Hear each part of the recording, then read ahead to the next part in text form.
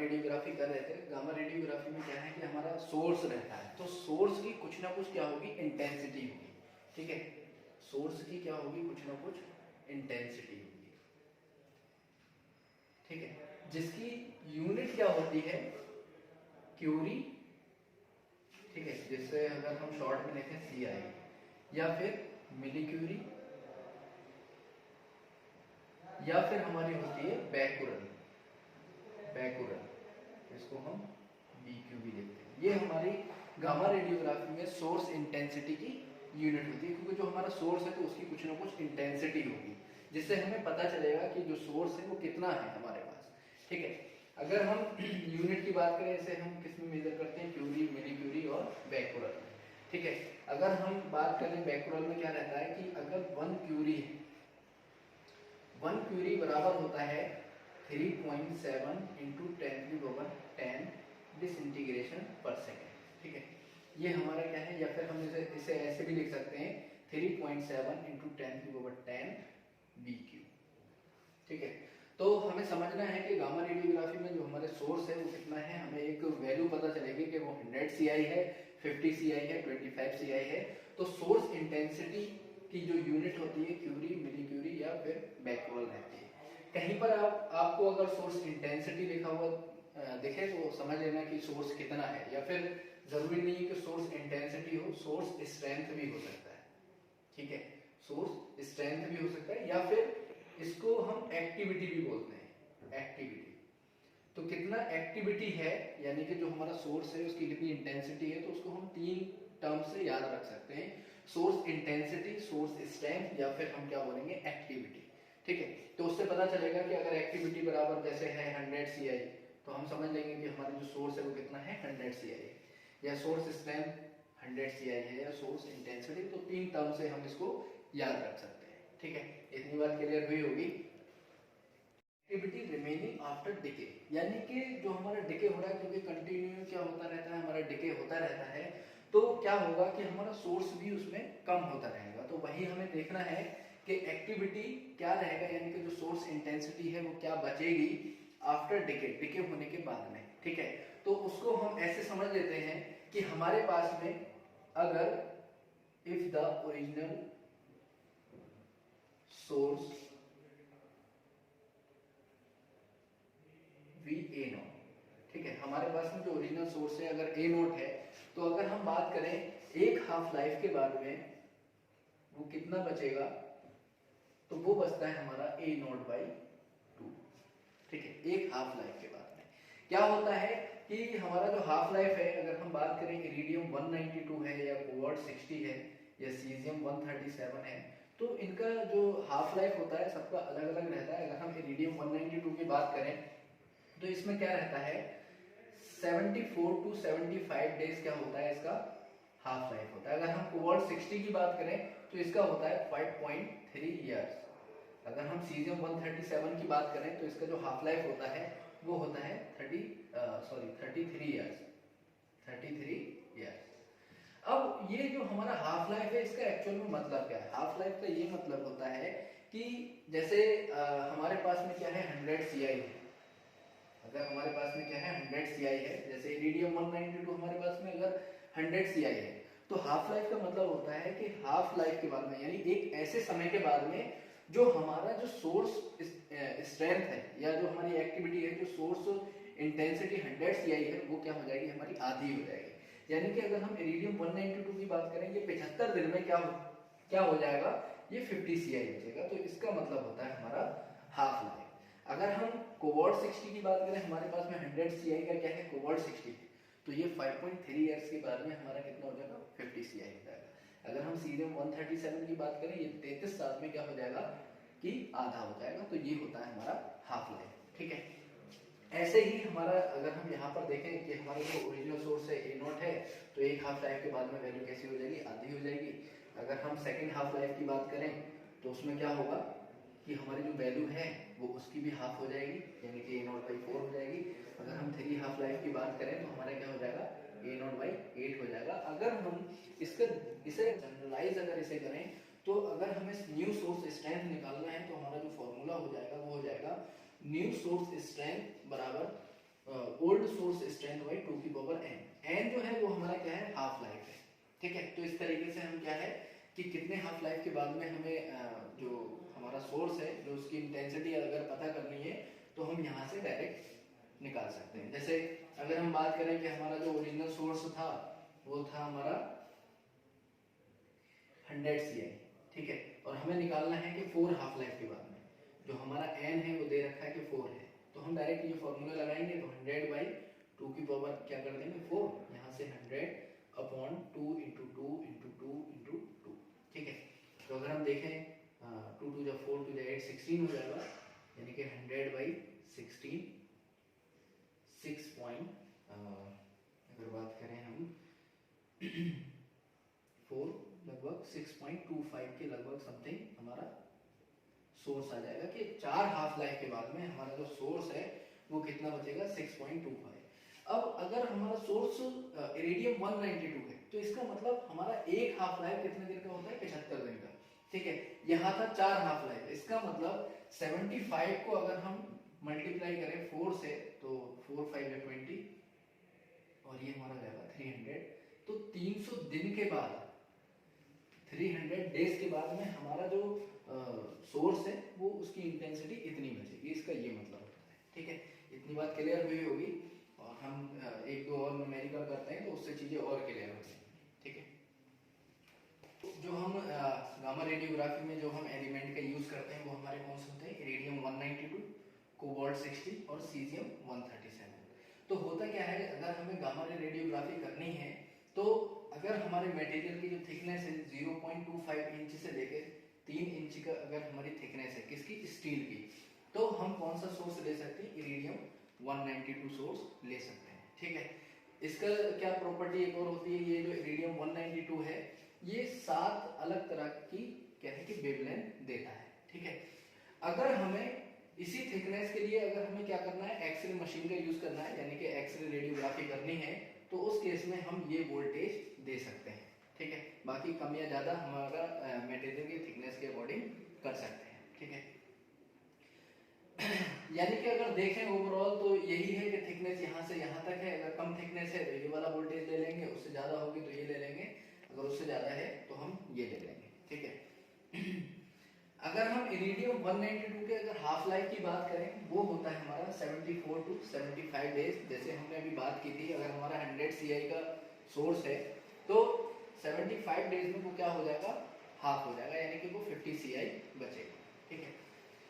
ये बात होगी इरिडियम 192 की। जो हाफ लाइफ होगा वो एलिमेंट के लिए होगा, ऐसा नहीं कि एक्सरे के लिए आपको हाफ लाइफ समझना है, तो उसमें नहीं रहता क्योंकि उसमें हम वोल्टेज देते हैं और ये हमारा क्या है, एलिमेंट है, ठीक है। कोबाल्ट 60 में क्या होता है कि ये भी हमारा रेडियो एक्टिव आइसोटोप है। अगर थिकनेस कितनी है, 1 इंच से लेकर 9 इंच तक की स्टील है, तो उस केस में हम क्या कर सकते हैं, कोबाल्ट 60 का यूज कर सकते हैं। ये क्या करता है, 2 तरह की अलग अलग वेवलेंथ देगा। अगर आपको एक्सरे रेडियोग्राफी करनी है तो आप ये वोल्टेज उसमें रखेंगे, ठीक है। कोबाल्ट 60 का जो हाफ लाइफ होता है वो होता है 5.3 ईयर्स, यानी कि अगर 100 CI है तो 5.3 ईयर्स के बाद में ये जो वैल्यू है वो क्या हो जाएगी, आधी हो जाएगी, यानी कि 50 CI बचेगी, ठीक है। इसमें क्या होता है कि ये इसके कंपैरिजन में ये और ज्यादा हैजार्डस होता है, तो इसमें जो शील्डिंग है वो और ज्यादा थिक चाहिए होती है, जो हम शील्डिंग का यूज करते हैं। अगर हम बात करें कि सेफ्टी का, तो सेफ्टी हम आरटी के अंदर 3 तरह से करते हैं। 3 तरह से कौन कौन सी, एक होता है हमारा टाइम, डिस्टेंस और शील्डिंग। टाइम का मतलब है कि हम जहां रेडियोग्राफी कर रहे हैं तो वहां पर कम से कम समय तक वहां रुके, यानी कि जितना हमारा काम है उसी हिसाब से हम वहां रुके, फालतू का वहां पे नहीं रुकना चाहिए, क्योंकि रेडिएशन रहता है और वो हमें लगेगा, जो कि कैसा है, हैजार्डस है, ठीक है। डिस्टेंस की बात करें, जितनी दूरी उससे बनाए रखे रहेंगे तो उतना ही हमें क्या है, बेनिफिट है और उतनी हमारी क्या है, सेफ्टी है। जितना पास में रहेंगे तो उस हिसाब से फिर जो रेडिएशन है वो लगेगा, तो वो भी हमारा क्या है कि एक तरीके से सेफ्टी का सेफ्टी हो सकती है हमारी, उस तरीके से जितनी दूरी हम बनाए रखेंगे। शील्डिंग की जो हमने बात की, शील्डिंग में क्या होता है, जब हम आरटी करते हैं, जो हमारा क्रैंकिंग यूनिट है उसके पास में एक ऐसा रूम होता है जिसकी दीवार क्या होती है, बहुत थिक होती है, और हम उसके पार एक तरीके से खड़े होते हैं उस केस में, ठीक है। तो उसमें क्या होगा, जो हमें रेडिएशन है वो कम लगेंगी, क्योंकि जितनी भी पेनिट्रेट करेंगी तो वहां से हाफ वैल्यू लेयर पढ़ेंगे तो उसमें थोड़ी चीज़ें समझ आएंगी। उसमें क्या होता है कि वैल्यू जो है आधी आधी ऐसे होते जाएगी, यानी कि जो मोटी सी जो दीवार है उससे रेडिएशन क्या हो जाएगी, एब्जॉर्ब हो जाएंगी और वहां से पेनिट्रेट बहुत कम होंगी, तो जिससे हमें जो रेडिएशन है वो बहुत कम लगेगा। तो 3 तरह से सेफ्टी करते हैं, टाइम, डिस्टेंस और हमारा क्या है, शील्डिंग। टाइम कम से कम समय तक हम वहां रुकेंगे, और डिस्टेंस जितनी दूरी हो सकेगी उतनी बनाएंगे, और तीसरी चीज शील्डिंग में रहेंगे। शील्डिंग में और भी चीजें आती हैं, जो भी हमारा पीपीई है या फिर हमारे सेफ्टी शूज हैं, गॉगल्स हैं, हेलमेट है, ये भी हमारे किस में आते हैं, शील्डिंग में आते हैं। ठीक है, हम फिर आते हैं सीजियम 137 पे। ये हमारा क्या है, ये जो तीसरा एलिमेंट है जो भी हमारा आरटी में यूज होता है गामा रे रेडियोग्राफी में। अगर जो थिकनेस है हमारे मेटेरियल की 1 इंच से लेकर 3.5 इंच तक है, तो उस केस में हम सीजियम 137 का यूज कर सकते हैं। ठीक है, अगर हमें इस थिकनेस के लिए अगर हमें एक्सरे रेडियोग्राफी करनी है तो हम ये वोल्टेज देंगे। ठीक है, अगर हम सीजियम 137 का अगर हाफ लाइफ समझे तो इसका होता है 33 ईयर्स। ठीक है, 33 साल में ये क्या होता है, वैल्यू इसकी आधी होती है। ठीक है, अगर हम बात करें कि सबसे ज्यादा यूज होने वाला जो सोर्स है वो हमारा कौन सा है, इरिडियम 192। ऐसा नहीं है कि ये यूज नहीं होते, ये भी यूज होते हैं, लेकिन सबसे ज्यादा जो यूज होने वाला है इरिडियम 192। ठीक है, बाकी जितने भी जैसे इसमें कॉमन जो थिकनेस आ रही है, तो इन तीनों में कुछ कॉमन भी है। जैसे अगर हम 1 इंच की बात करें तो 1 इंच इसमें भी आ जाएगा, इसमें भी आ जाएगा, इसमें भी। तो हम कौन सा सोर्स ले लेते हैं, इरिडियम 192। ठीक है, इस एलिमेंट का हम यूज कर लेते हैं as a source.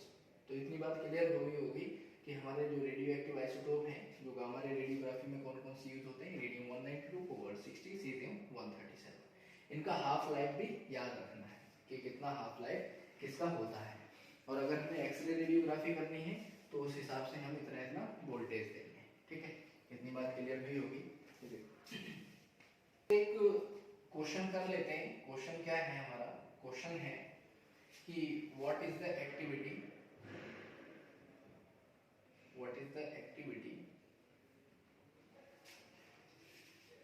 Of 100 CI